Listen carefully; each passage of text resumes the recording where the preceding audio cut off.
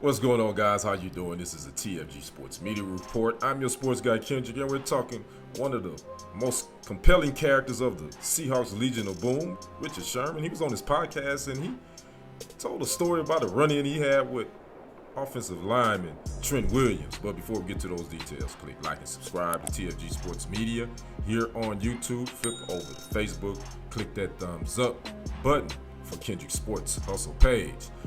Cornerback Richard Sherman is one of the most compelling and actually one of the most articulate characters and football players the NFL has seen. Well, he was on his podcast the other evening just talking about some things, some history, and he brought up a mention of a story, that a run-in that he had with offensive lineman Trent Williams. Well, he said during that whole game, this happened back in 2013, he said during the game he was chirping, talking smack. We all know Richard Sherman was good at that. He and Trent and Chris Clemens were going back and forth at it.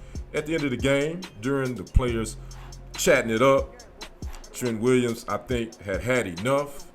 And there's some video, as you can see, playing.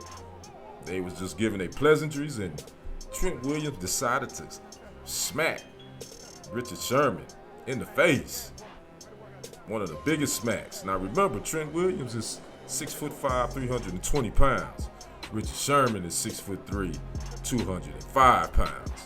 Now that definitely is almost like a fly flying into a windshield when you talk about the physical contact. But Richard Sherman held his own, but he said, yeah, he smacked the you-know-what out of me. That's what he said on this podcast. So can't wait for the 30 for 30 episode for the Legion of Boom, because I know Richard Sherman is probably going to be the lead character, because he definitely has a big personality. So again, Trent Williams laid the smackdown, but also Trent Williams was fined for that, if you really want to know.